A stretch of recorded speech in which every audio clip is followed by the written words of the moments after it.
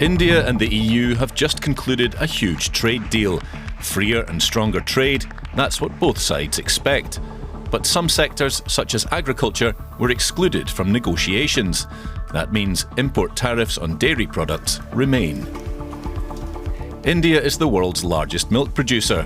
What do farmers in India and Europe have in common, and what challenges do they face? Why do so many farmers in the Netherlands plan to quit, while India's dairy industry is thriving? Faridabad, just outside Delhi. This farm has 50 buffalo and a handful of cows and calves. It's a typical family-run operation. We've been in this business for ages. Ever since we were kids, we've had lots of buffalo, cows and goats, so we made it our profession and expanded the business. We also own land. So, if we want to expand further, there's plenty of space. Milking is done by hand twice a day by 4 employees and family members. And although the work is demanding, the owner is satisfied because India's dairy industry is growing. Unlike in the US and Europe, per capita milk consumption in India is steadily rising, from 168 litres today to a projected 196 litres by 2030. While India currently has just enough farms, Europe is facing an oversupply of milk. We visit a farmer near The Hague in the Netherlands, one of the largest milk producers in the EU.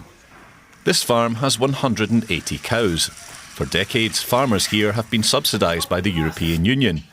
Frank Captain believes that without these subsidies, farms in Europe wouldn't be competitive at all. That's because the price of milk has dropped sharply since last year.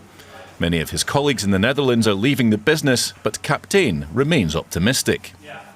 The world population of people is still growing, so everybody wants to have food. I think there will be a golden future, but I don't know in how many years. Back to India. Dairy farmer Charan Singh has even opened his own shop.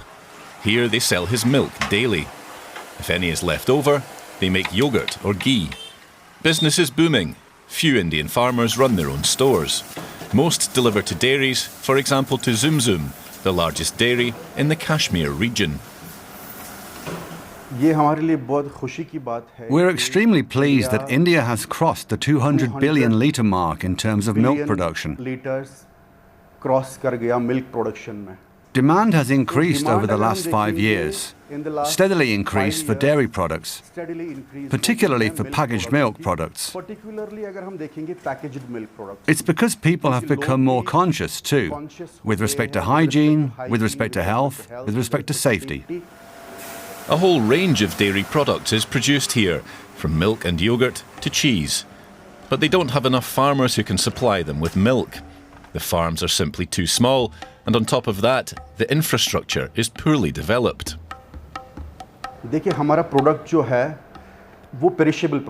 Our product is perishable, and the region we live in poses significant logistical challenges. So we're more focused on bringing value to our region. Towards our valley only. We are wholly focusing on the entire area within the Pir Panjal range and the Himalayan mountain range. While producers in India can barely keep up with demand, many farmers in Europe are throwing in the towel.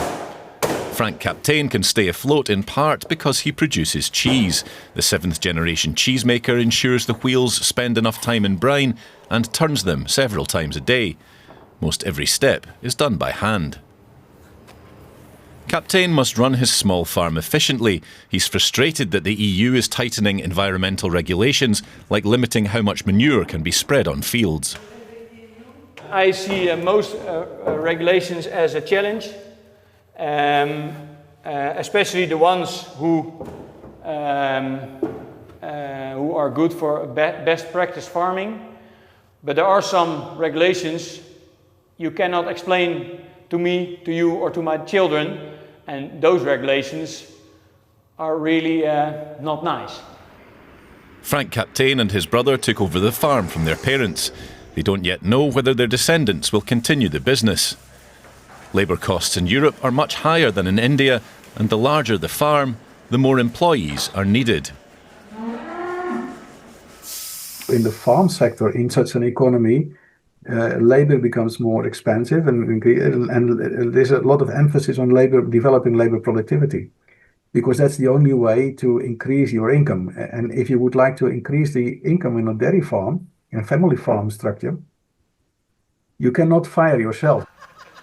Strict environmental regulations and high labour costs? Charan Singh knows nothing about that. He's well prepared for disasters. For power outages, he has a generator. He has plenty of water and grows his own feed. He believes his business can still grow, and recent figures back him up. India's dairy market is set to soar from $146 billion today to an estimated $274 billion by 2032. Growth है इसमें. Yes, there's plenty of growth potential. The beauty of growth is that you can do as much as you like. Creating growth involves both hard work and monetary investment. As the milk supply in India is still insufficient, my suggestion is that idle people start their own businesses and boost milk production with their livestock.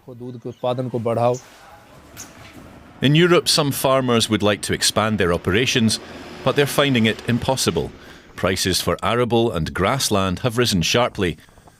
And with what dairies pay for milk, many can no longer even cover their costs. For lots of farmers, it will be possible to survive with just milk production, but I really like we produce cheese as well.